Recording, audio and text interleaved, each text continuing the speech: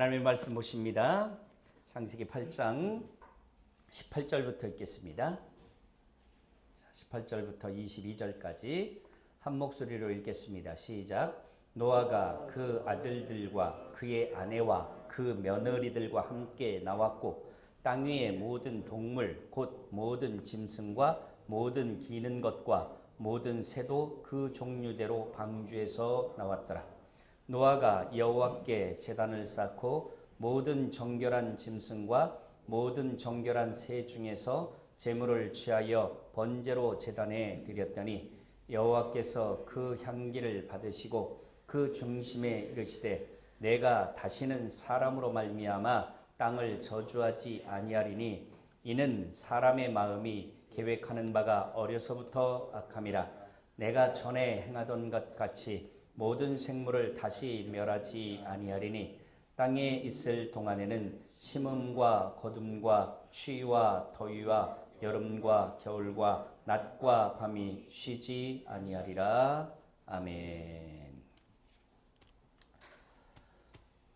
피곤한 시간입니다. 조금 졸리시더라도 옛날에 그 잠을 깨기 위해서 바늘로 허벅지를 찌르던 여인의 심정으로 이 시간에 함께 하나님의 말씀 나눴으면 좋겠습니다. 홍수가 끝났습니다. 이제 닫혔던 방주의 문이 열렸습니다. 드디어 이제 마른 땅, 그 땅으로 이제 방주에 들어갔던 노아와 그리고 그 가족들, 그리고 함께 방주에 인도되었던 모든 동물들이 이제 방주 밖으로 나오는 장면으로부터 시작을 합니다. 방주, 어떤 것이었습니까? 생명을 보존할 수 있는 유일한 구원의 도구였다라는 것입니다. 방주는 구원의 도구였지만 그 방주는 완전한 구원의 도구가 아니라 일시적인 구원의 도구였다라는 것이에요. 바로 이 완전한 구원을 가져다 주실 우리 주님 예수 그리스도를 상징하고 예표하는 그림자 역할을 하는 것이 바로 방주였다라는 것이에요. 그래서 예수님께서만이 완전한 구원자이시고 예수님의 등장과 다시 오실 예수 그리스도께서 이루실 그 완전한 것이 오기까지는 모든 것들이 다 예표적인 사건에 불과한 것이에요. 이미테이션입니다. 섀도우입니다. 그림자와 같은 것이라는 거예요. 그렇기 때문에 성경에 나타난 예수 그리스도의 실질적인 초림의 사건, 예수님이 오셔서 보여주셨던 것, 그러니까 신약 성경이 시작되면서 예수 그리스도의 등장과 그 예수님께서 직접 사역하시는 모습이 보여지기 이전까지 기록된 모든 구약의 성경은 그 초림에 있을 예수 그리스도의 모습을 그려주고 있는 것이에요. 물론 구약 성경에도 완전한 재림시에 나타날 여러 가지의 현상들이 예표적으로 나타난 부분도 있습니다. 그러나 대부분의 사건들이 처음 오실 이 땅에 구원자로 오실 예수 그리스도를 보여주는 사건들이었다. 그 사건에서 오늘 방주라는 것은 바로 구원자이신 예수 그리스도를 예표하는 그러한 사건이었다라는 것이에요. 방주는 완전하지 않았습니다. 방주 안에서 그 1년이라는 시간 동안에 방주 안에 완전히 갇혀져 있었습니다. 하나님께서 방주를 만들라고 하실 때 유리창을 내라고는 말씀을 안 하셨어요. 물론 창이 있었습니다. 그 창을 열고 까마귀를 내놓고 비둘기를 내놓고 그랬죠. 또 문이 있었습니다. 그러나 이 창과 이 문은 홍수 기간 내내 한 번도 열리지도 않았고 열릴 수도 없는 그런 형태로 방주를 만들었다는 것이에요. 하나님께서 이 방주의 규격과 방주의 모든 설계를 다 해주셨어요. 그래서 이 완전한 방주는 아무리 기품의 샘들이 터지고 하늘의 창들이 열려서 막 물이 막 쏟아지고 풍파가 일어난다 할지라도 전혀 파손되지 않는 완벽한 구조로 하나님께서 이 방주를 만들어 주셨어요. 과학자들에 의하면 정말 기가 막히다라고 말합니다. 이 방주를 축소해서 모형을 만들어 가지고 그 시험을 한 거예요. 실험. 그 파도 치고 막 물 막 이렇게 해서 실험을 했는데 정말 우리가 볼 때는 이 나무 상자 같은 게 어떻게 안전할까 했는데 놀랍게도 이 방주는 침몰하지 않더라는 거예요. 그래서 완벽한 하나님의 계획 속에서 바로 구원을 얻게 되는데, 다만 우리가 이제 성경에서 보는 이 방주의 사건, 그리고 천국이라는 그 땅으로 예표가 되고 있는 가나안이라는 그 땅들도 전부 다 완전한 하나님 나라를 일부만 보여주는 모형적인 사건이지 완성된 하나님 나라와는 비교할 수 없는 그러한 사건이다라는 것을 우리가 기억하고 말씀을 나눠야 할 것입니다. 오늘 노아와 짐승들이 이제 드디어 하나님께서 다 비를 그치고 마르게 하신 그 땅으로 다시 나왔어요. 자, 오늘 말씀의 제목이 노아의 행위야 하나님의 약속이라고 되어 있습니다. 그러면 우리는 먼저 노아가 땅을 밟고서 첫 번째로 한 것이 무엇인가 라는 것에 초점을 맞출 필요가 있습니다. 20절에 보니까 같이 읽습니다. 시작. 노아가 여호와께 제단을 쌓고 모든 정결한 짐승과 모든 정결한 새 중에서 제물을 취하여 번제로 제단에 드렸더니. 자, 노아가 새롭게 땅을 밟고서 첫 번째로 한 행위가 뭐였냐면 제사를 드리는 행위였다라는 것이에요. 이 제사는 하나님이 하나님 되심을 고백하는 행위였습니다. 오직 하나님만이 유일한 우리의 경배의 대상입니다라고 고백하는 신앙의 행위였던 것이에요.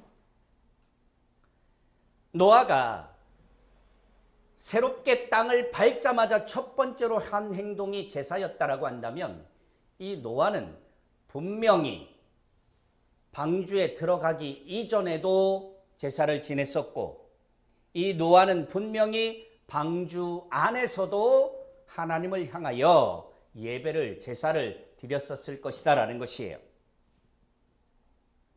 첫 번째로 드려야 할 것이 무엇인가? 사람의 제1번으로 해야 할 것이 무엇인가? 하나님을 알지 못하는 사람들은 어쩔 수 없어요. 그들은 그들의 관습대로 행할 뿐입니다. 그죠? 여러분들도 어떠셨습니까? 저도 하나님을 알기 전에는 제 관습대로 살았습니다.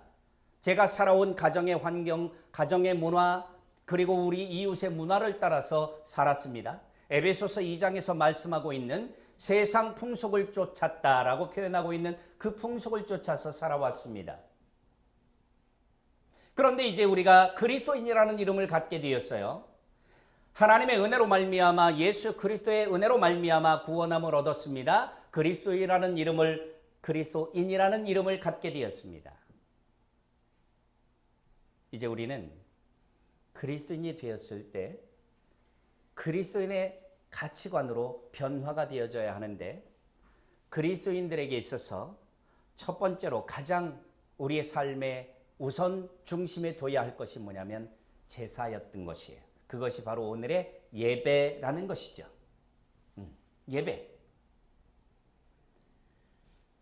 그러니까 노아가 우리에게 보여주고 있는 것, 그것은 바로 하나님이 원하셨던 것이에요. 왜 그러냐면 21절에 보면 하나님께서는 그 향기를 받으셨다라고 말씀을 하셔요.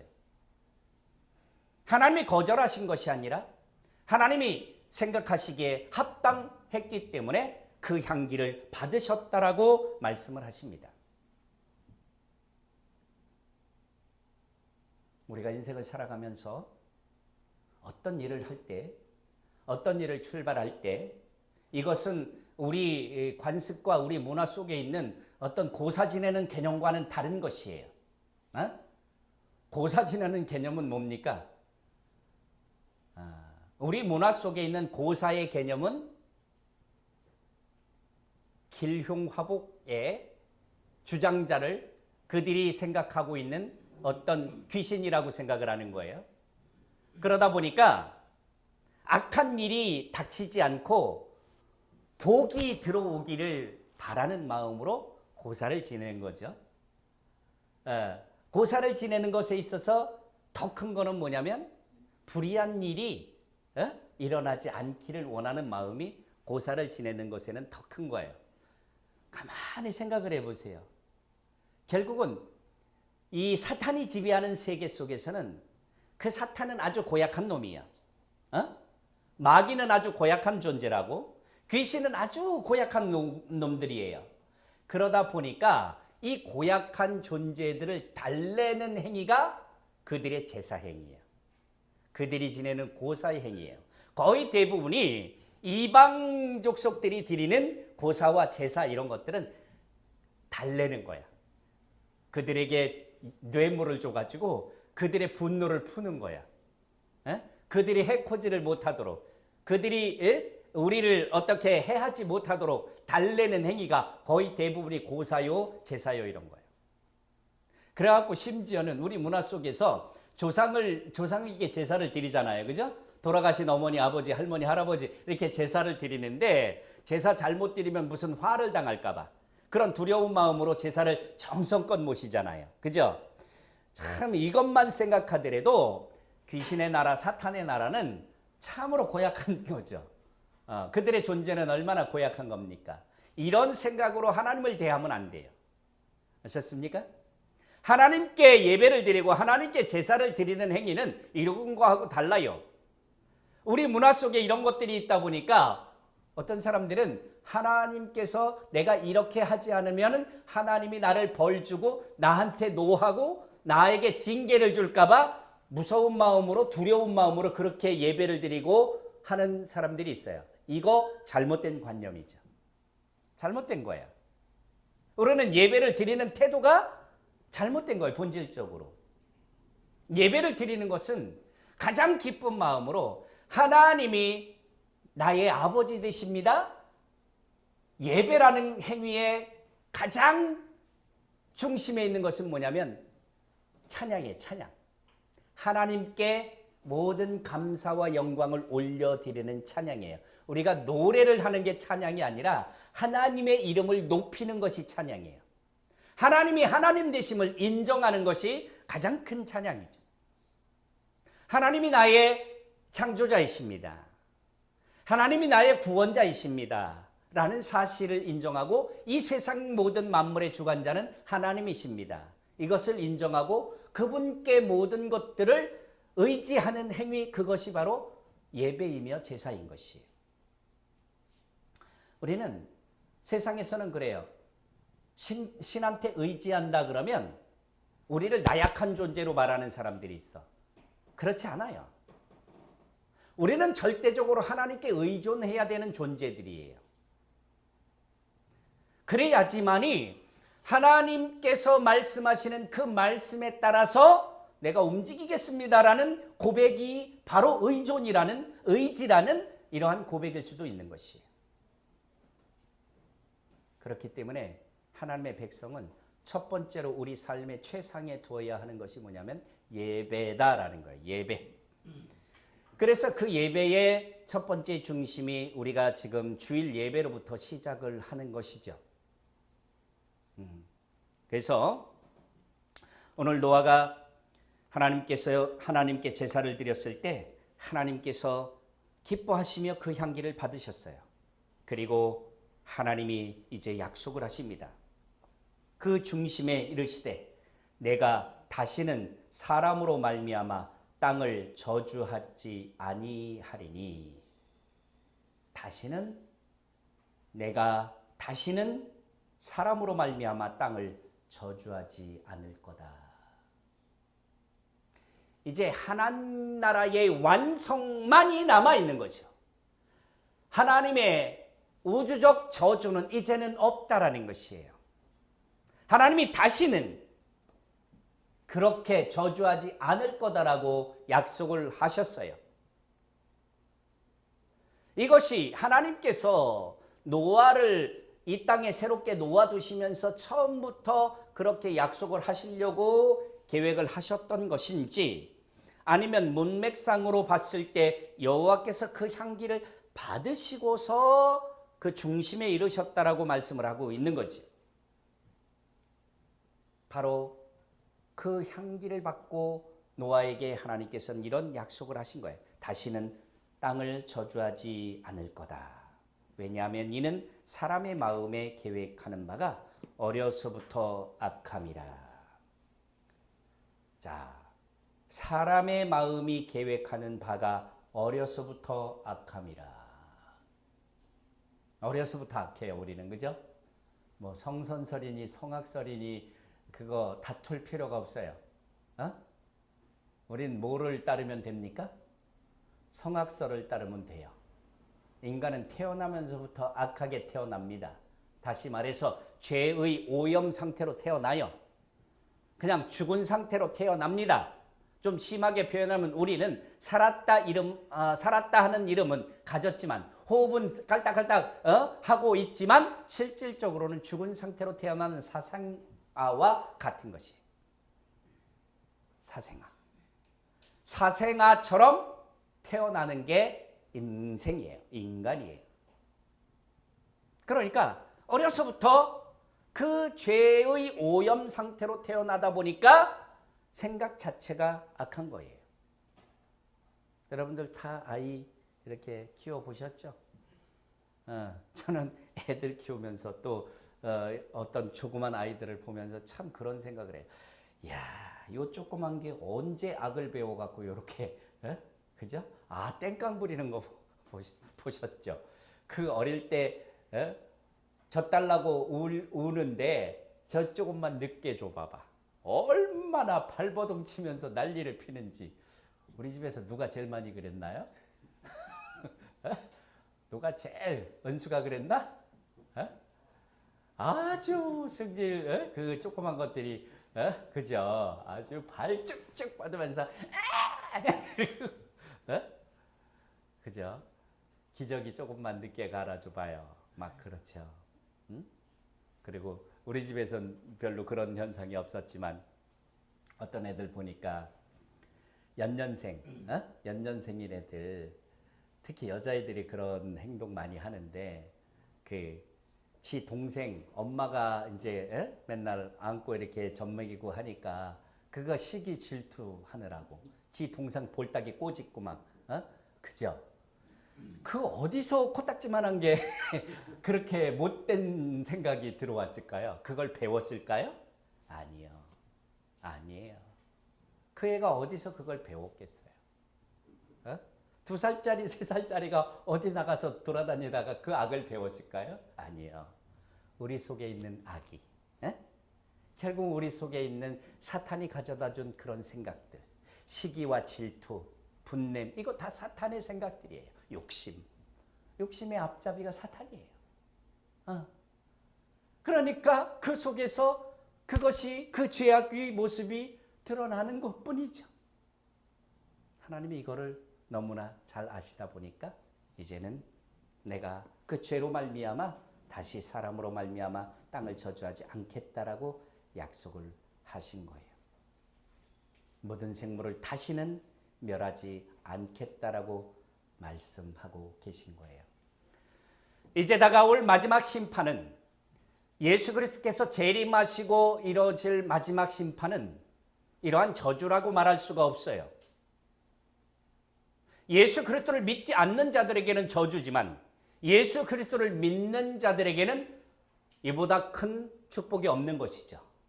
이보다 큰 은혜가 없는 것이죠. 그래서 예수 그리스도의 재림, 그때는 심판이라고 말하기가 어려운 것이에요. 물론 그 심판이라는 단어를 쓰더라도 그 심판이라는 그 뉘앙스 속에 담겨져 있는 부정적인 의미보다 그리스도를 믿는 사람들에게는 이 심판은 긍정적인 의미로 다가오는 것이에요.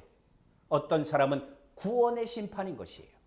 즉 천국을 가게 되는 판결인 거죠. 판결. 그러니까 하나님을 믿는 사람들에게 있어서 이 판결은 정말 영원한 행복의 나라, 영원한 생명의 나라로 우리의 생명이 옮겨지는 그러한 판결을 받는 날이기 때문에 정말 그야말로 재림의 마지막 심판은 복된 날이다라고 말씀드릴 수 있는 것이에요. 그래서 우리는 이것을 보장받고 살아가는 사람들입니다. 이 심판을 보장받고 살아가는 사람들이에요. 이제 구원의 방주처럼 어두컴컴해가지고 막 흔들리는 그 방주 안에서 폭풍우가 막 몰아칠 때 기쁨의 샘물이 터지고 하늘의 창들이 열려서 막 몰아칠 때 그 어두운 밖을 전혀 내다볼 수 없는 밖의 상황이 어떨지 궁금해도 볼 수도 없었던 그런 어두깜깜한 그런 세상에서 우리가 구원받고 살아가는 것이 아니에요. 방주는 불완전하기 때문에 그런 것이에요. 그러나 예수 그리스도 안에 있는 온전한 방주는 완전한 화평한 하나님의 나라, 영원한 찬송의 나라, 슬픔과 고통과 눈물도 없는 그런 나라, 아픔이 다시는 있지 않은 나라, 질병도 다시 있지 않는 나라, 그것이 바로 영원한 하나님의 나라인 줄 믿습니다. 할렐루야. 여러분들 지금 육신적으로 조금 불편하시고 이런 거 천국 가면 없어요? 우리 집사님 천국 가면 없어. 천국 가면 허리 안 아프셔도 돼. 바로 우리는 그 나라를 이제 확보, 그 나라를 완전히 예비한 그 나라를 가지고 있는 것이에요. 할렐루야. 우리가 이제 그 나라를 향해서 가고 있는 것이에요. 가고 있는 것. 우리 목사님도 저번에 한번 말씀하시는 그 부분에서 구원의 서정을 한번 말씀하시는 거를 내가 유튜브로 잠깐 봤는데, 구원은 지금 예수 믿으면 구원 받았다라고 하는 그 과거적인 사건으로 끝나는 것이 아니에요. 구원은 현재 이루어 가는 거예요. 성경은 이 세 가지를 다 표현하고 있는 것이거든요. 너희 구원을 힘써 이루라라고 말씀을 하셔요. 구원을 이루어 간다라는 얘기는 뭐냐면 우리가 예수 그리스도께서 일방적인 은혜, 우리가 구원이 시작되는 그것은 하나님의 일방적인 은혜예요. 내가 어떻게 해서 그것을 얻을 수가 없어요. 주님이 그냥 찾아오신 거예요. 주님이 그냥 선물로 우리에게 주신 것이에요. 아무도 자랑하지 못하게 내 구원받은 것이 내 공로다라고 말하지 못하게 주님이 그냥 선물로 주셨어요. 그것이 에베소서 2장에 정확히 그렇게 표현하고 있어요. 구원은 하나님의 선물이다. 왜냐하면 아무도 자랑하지 못하게 하려 함이라. 그것이 성경이에요. 하나님이 그렇게 구원을 주셨어요. 이 주셨다라고 표현하고 있는 이 구원은 거듭남이에요. 구원이 시작된 거예요. 이제 너희 구원을 이루라 라고 말씀하시는 이 장면은 뭡니까? 그리스도인으로서 이 땅을 살아가는 그 동안에 구원받은 백성의 삶으로 그렇게 걸어가라라는 거예요. 그것을 우리는 성화 내지는 성숙이라고 말하는 거죠. 성화의 과정 혹은 성숙의 과정 이렇게 얘기를 해요. 그것이 현재형이에요. 구원의 현재형. 구원의 과거형은 거듭남이죠. 구원의 현재형은 성화 내지는 성숙이에요. 이렇게 가는 거예요. 그러니까 하나님의 백성은 바로 그 성화의 과정을 통해서 확증할 수 있어요. 열매로 그들을 안다라는 거예요. 다시 말해서 그리스도인으로 살아가는 이 동안에 성경이 말씀하고 있는 성령의 열매들이 나타나는 삶, 그것이 이루어지지 않는다면 그 사람은 구원을 못 받았을 수도 있어요. 그렇기 때문에 구원을 받은 사람은 어떤 사람들이 그래요. 예수를 모르는 사람들이. 그러면 예수 믿고 구원받았으면은 뭐 어떻게 살든지 천국 가는 거니까 그냥 예수 믿고 구원 받아 놓고 네 마음대로 살다가 천국 가면 되지. 이렇게 얘기하는 사람이 있어요. 장난스럽게 그게 뭐냐 구원이 이런 식으로. 그러나 여러분 어디 그렇게 됩니까? 예수 믿었어요. 구원을 받았어요. 그러면 이제 내 멋대로 살다가 죽기 직전에 하나님 이제 믿어요 하고 또 다시 그렇게 갈 수 있느냐? 천만의 말씀이라는 거예요.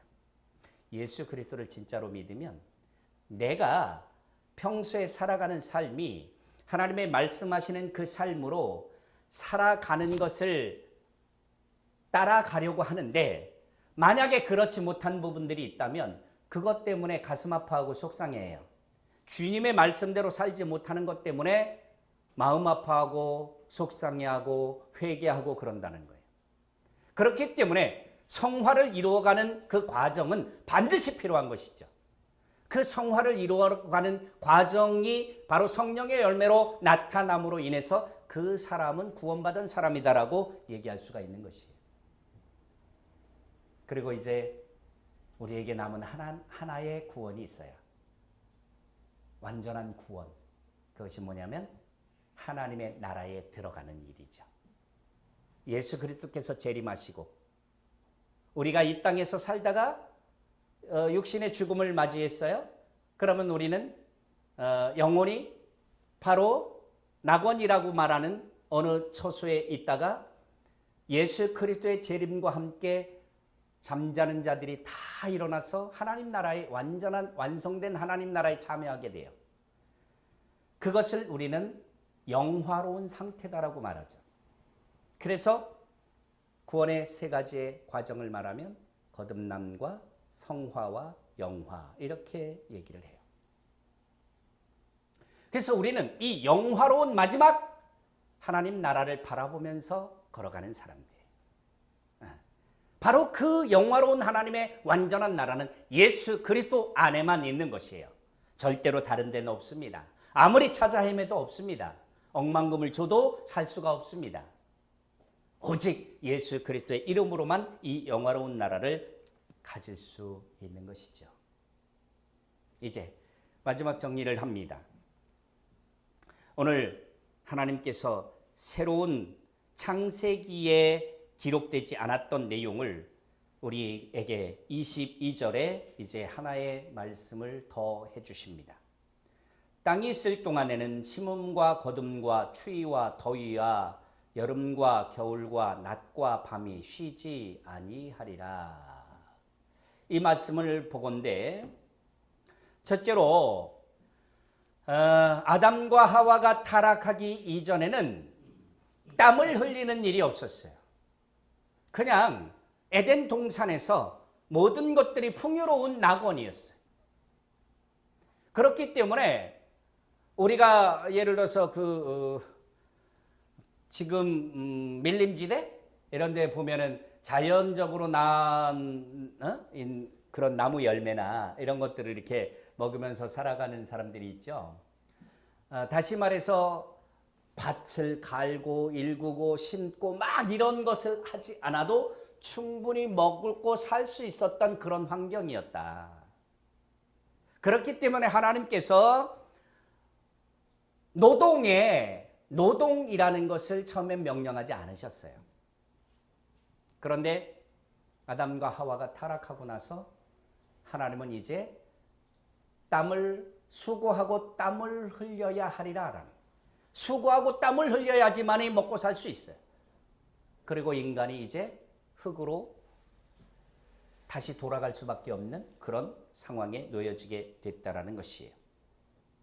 이제 이 부분에서는 더 구체적으로 심음과 거둠이 있어야 된다라는 거예요. 곡식을 심어야지만이 그것을 거두어서 먹고 살 수 있다라는 거죠.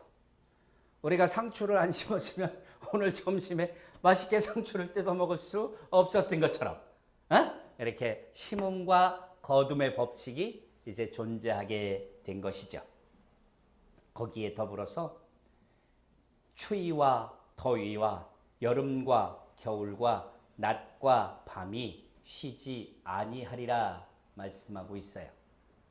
아마 홍수 이전에는 제가 보건대 성경의 내용으로 미루어 봐서 하나님이 이 말씀을 이 장면에서 주신 걸로 봐서 이 이전에는 이 말씀이 흡사한 말씀도 없어요. 이때 주신 걸로 봐서 홍수 사건과 더불어서 하늘의 창들이 열려서 지구를 보호하고 있던 물막이 사라짐으로 인해서 이제 계절이라는 것이 생기게 되었다라는 것이에요. 계절. 자, 한번 보세요. 지구가 자전이라는 것과 공전이라는 것은 하나님께서 이 지구를 만들어 놓으셨을 때부터 존재했던 것이에요. 자전과 공전이라는 것이 있었을 때 만약에 이 자전하는 지구를 어떤 물막이 덮고 있었다라 그러면 일정한 온도, 일정한 습도 이런 것들을 자연 환경을 유지할 수 있는 충분한 상황이 되었다라는 것이죠. 예를 들어서 겨울에 작물을 재배할 때 밖에는 추우니까 하우스를 만들어 가지고 그 안에다가 조금 따뜻하게 난방 시설을 해놓고 작물을 키우듯이 하우스 역할을 하게 되면 지구 전체가 항상 같은 1년 내내 같은 온도, 같은 습도를 유지할 수 있는 같은 환경을 유지할 수 있는 그런 상황이었을 거다라는 거예요. 그러나 이제 하늘의 창들이 열려서 이것이 파괴됨으로 인해서 이제는 공전과 자전에 의해서 자연적으로 생길 수밖에 없는 자연의 현상이 나타나게 됐는데 그것이 바로 뭐냐면 계절이라는 것이에요. 추위와 더위가 여름과 겨울에 따라서 찾아올 수밖에 없었던 그런 상황이 되는 것이죠. 낮과 밤은 창조 때부터 있었어요. 아침이 되고 저녁이 되니 항상 이 내용은 있었습니다. 그래서 이제 우리가 이 새롭게 시작되는 우리가 지금 살아가고 있는 이 환경은 바로 홍수 이후에 있었고 그 이후에도 다양한 변화가 있었겠지만 아무튼 그것이 홍수 이후에 기초가 된 그러한 모습으로 이 땅에 우리가 살아가고 있다라는 것이에요. 이제 우리가 이 창세기 8장을 마무리하면서 이제 9장에 가면은 하나님께서 다시 그들에게 복을 주시고 생육하고 번성하고 땅에 충만하라고 약속과 번성의 은혜를 주십니다. 그 결과 오늘 우리에게 이러한 은혜와 약속이 주어지게 된 것이에요. 하나님께서는 당신의 백성들을 징계하고 벌을 주고 멸망시키는 것을 즐거워하지 않습니다. 하나님은 은혜 베푸시고 하나님의 자녀들과 함께 즐거운 생활, 함께 복락을 누리는 삶을 원하고 계시는 것이에요. 늘 우리가 하나님의 말씀을 상고하면서 하나님의 은혜를 기억하면서 하나님께 주신 복으로 말미암아 우리가 살아가고 있다는 사실을 기억하면서 이 땅에 많은 인생들이 있지만 그 중에서도 또 하나님을 믿을 수 있는 자녀들로 불러주셨다는 그 사실을 인하여 감사하면서 그렇게 날마다 살아갈 수 있는 우리가 되기를 주님의 이름으로 축원합니다. 기도하겠습니다. 존귀하신 아버지 감사합니다. 주님께서 심판을 거두시고 이제 새로운 생명을 허락하여 주셨듯이 우리가 저주 가운데서 예수 그리스도의 이름으로 말미암아 영원한 생명으로 옮겨졌음을 인하여 감사합니다. 우리가 본 노아의 방주는 구원의 모형이었지만 완전한 구원자이신 예수 그리스도 안에 우리가 있음으로 인하여 영원한 생명을 얻었음을 인하여 감사드립니다. 주님, 우리를 구원하신 주님만이 늘 찬송받으시고 홀로 영광을 받으시옵소서. 이제 주께서 원하시는 하나님의 백성으로 살게 하여 주옵소서. 주님 감사드립니다. 예수님의 이름으로 기도합니다. 아멘. 하늘에 계신 우리 아버지여, 이름이 거룩히 여김을 받으시오며 나라 임하옵시며 뜻이 하늘에서 이룬 것 같이 땅에서도 이루어지이다. 오늘날 우리에게 일용할 양식을 주옵시고 우리가 우리에게 죄 짓는 자를 사하여 준 것 같이 우리 죄를 사하여 주옵시고 우리를 시험에 들게 하지 마옵시고 다만 악에서 구하옵소서. 대개 나라와 권세와 영광이 아버지께 영원히 싸움나이다. 아멘.